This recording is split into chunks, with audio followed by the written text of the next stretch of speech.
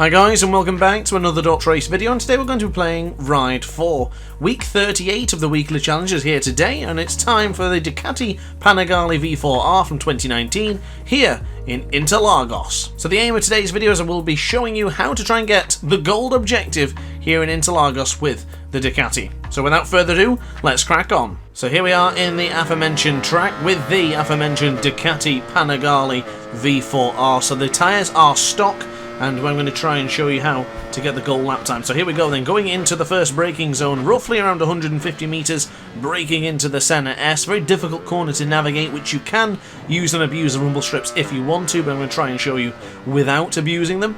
So now onto the left hand side for the Curva do Sol. Go wide here if you want to and go near the rumble strip, and then set yourself up for the braking marker for the left hand at any moments now. You see that first braking marker, that 150 metres away?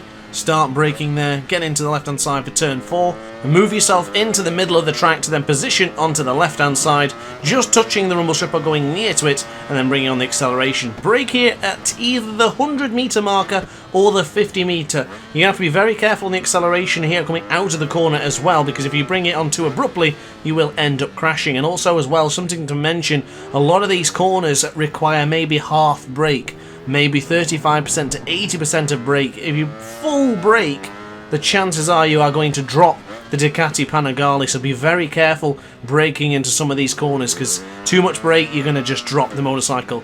So on the left hand side now for turn 11, nice and tight to the apex. You can go on the rumble strip there, so don't worry if you touch it, and brake just at the end of that rumble strip on your right hand side.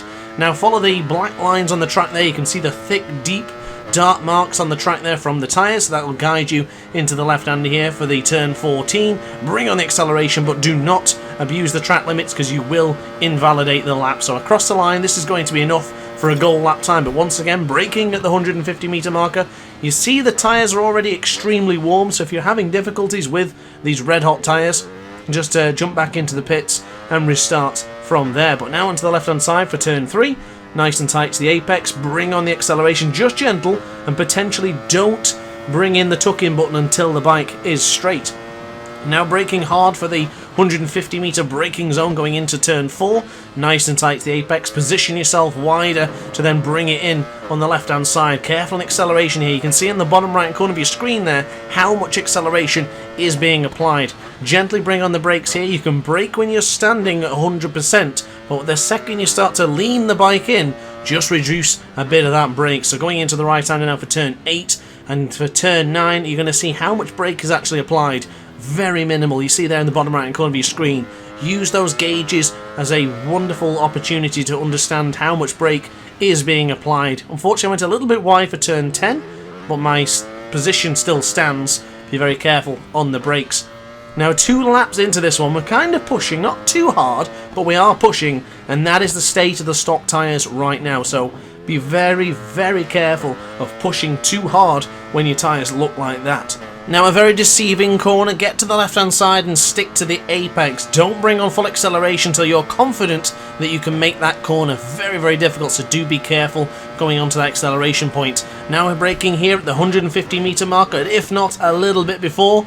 We're going into the left-hander. You can literally run straight over that centre S rumble strip if you want to. You can do it on the second part and the third part. It's entirely up to you. I'm trying not to abuse it because I don't think it's really ideal, but if you want to, you certainly can.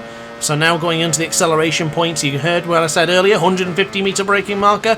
There you go. A lot of front brake and a little bit of rear brake applied as well, just to stop the Ducati Panigale from going too far. So now onto the left hand side, turn 5, a little bit wide there, but don't go any further on that rumble strip than I've just done there. Any further, you will touch the green and you will invalidate the lap, so be very, very careful. Braking here, it's very difficult to give you an indication of how and when to brake. It's more of an instinct braking corner because there is nothing that could point out to you. The best bit of advice I could give you is before you shift up into third gear, use that as a braking marker. So as you feel the bike is ready and it's really reaching the top of the RPMs, you're ready to go into third gear, begin to brake instead. I'll show you on the next lap what I mean to give you a better indication. But braking at the end and the completion of that rumble strip on the right hand side takes you into turn 12 for Jun Sao. I'm guessing that's how it's pronounced. Tried. But now onto the left-hand side for 13, 14 here, super tight to the apex is much, much better than just trying to wing it. But of course, you still see we go a little bit wide by bringing in a lot of acceleration. Same thing for turn 1, you know what I'm going to say, 150 meter marker, you can say it the same with me right there. But now onto the left hand side, nice and tight to the apex, you can go over the rumble strip, not a problem if you do. Now onto the right hand side, a little bit of rumble strip there, as we now go on the left hand side once again for turn 3, nice and tight to the apex, bring on the acceleration. You've seen the bike just spin a little bit there, the rear stepped out ever so slightly, that's because I pressed too early on the tuck button. Don't do that, make sure you only press in on the tuck button when the bike is straight or coming into a straight. So into the left hand side now for Interlagos, left hand side, don't go too heavy on the rumble strip. I was lucky to get away with not having the lap invalidated there as we now go in the right hand side. So this is the most important part, we're into first gear, we're going to go into second gear, you see that it's really going to reach the RPMs, drop it straight away down just before you get to third gear. That's the best explanation I can give you for that corner. If you're carrying the same amount of acceleration, you'll feel the bike is getting ready to go into third gear, begin to brake to stop yourself from going too wide into that corner. Interlagos is a bit of a bugger of a track, I won't lie to you, so I hope this video has helped so far. One onto the left hand side, same technique, nice and tight to the apex, using the rumble strip, braking. Rumble strips are so key for braking. It can tell you everything you need to know about the track and when to brake, depending on how the rumble strips are laid out and set up. The majority of tracks, there to help you, but Interlagos, not so much. But now onto the left hand side to finish our final lap. It looks like we're going to improve once again, but I do hope this has helped you get the gold here in Interlagos. So on the screen right now, those are my 4 lap times. A interesting and difficult track, so I do expect probably a little bit of a challenge for you guys. If you need to, watch this video back as many times as you need to. Let me know in the comment section down below if you do have any particular issues, and I'll try and give you some more advice. But for now, that's it from me.